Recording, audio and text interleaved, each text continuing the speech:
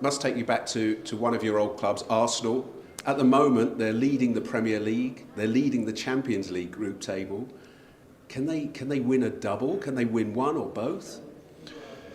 I think the main focus would be the league, because they've been finishing second too many times, and this year with the deficiencies of Liverpool and other teams, I think their main opponent would be Manchester City. So I think they've got a big chance. They are ahead now, and hopefully it can stay that way for them. What do you think the difference will be this year? Because obviously they've fallen short 3 years in a row. They've come second. Is it a mental thing, or is it what they're doing on the pitch as much as the mentality of winning? It's a lot of things put together that makes the team click. They've had that in the past, but to pass the line and to become real winners, they had some issues with injuries, and the lack of maybe firepower up front. But now the bench, you see, is very powerful. You have many players missing, also at the back, but I think every position is covered, and I think they've got what it takes to go all the way this time. And they've got an amazing array of young players coming through. Maybe it's like at Manchester United when David Beckham and Neville and Giggs and Scholes all came through at the same age as young players. Now now Arsenal have got all these young kids. We've seen Max Dowman at 15 in the Champions League. Last night, Marley Salmon at 16. Ethan Nwaneri, and he's being talked about as a possible United player. Is he a target, you think, for Manchester United? Well, the academy of Arsenal, especially since Arsene Wenger who took over, became even more professionalized. And now I know Per Myrtesacker and all the staff is doing a great job. And I'm not surprised to see all these youngsters. What is quite unique is the maturity they show as soon as they step on with the first team. And it's very impressive. And it's credit to everybody involved, because it doesn't take one coach. They go through that pathway, and it looks like it's working well as scouting, because it's important. And in London, even though it's a big, you have a big pool of players, you still need to pick the right ones that fit on the pitch, but also mentally, because that's where the difference will be made to go to the top.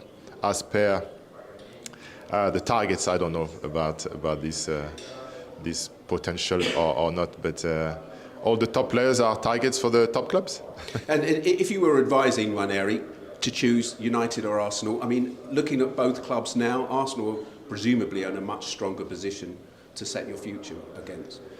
I think you have to look at, Mikel Arteta's style of play, the formation he's using, and at United is different when the Ruben Amorim, that formation and the offensive players have a different role. So you need to decide based on that where your capacity, your capabilities will be the most used, and where you can affect the game the most, because you don't want to be in a position that you don't fit into the manager's wishes. That's been the case, because it could be difficult at some point. So if you are in a position to choose, you have to be smart. And another old colleague of yours also played at Arsenal and United, Gabriel Heinze, is at Arsenal. What sort of difference do you think he's making this season as a coach there? Look, I'm not behind the closed doors like you, So what I can tell you about his character and his mentality is a winner, a real winner. No matter what, he wants to win every single challenge, everything on the pitch. And I'm sure he's giving this, and his transmission to the players would be that, especially the defenders. And I think they are pretty strong, but with his wisdom and experience, they can go the extra mile. And United, we touched on them earlier, but I mean, they've given the backing to Ruben Amorim. They've told him he's there for the long term. That they seem to have picked up results, and they seem to be adapting to his style. How far away are United again for challenging for honours? Well, he's been there for just past a year now, and he's been backed by the owners. I think patience was always a key element in his appointment, and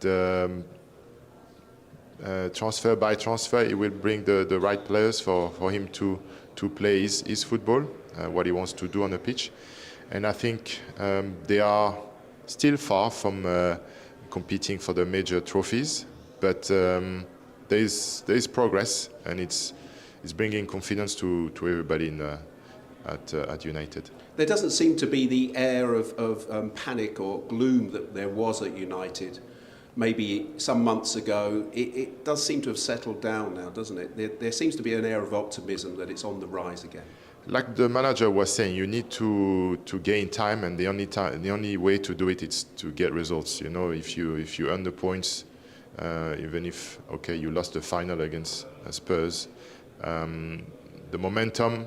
To get the momentum, you need to get points, and you do that if you get the result. And now he's given that the players are with him, and I think there is a real purpose with everyone. So it's looking good.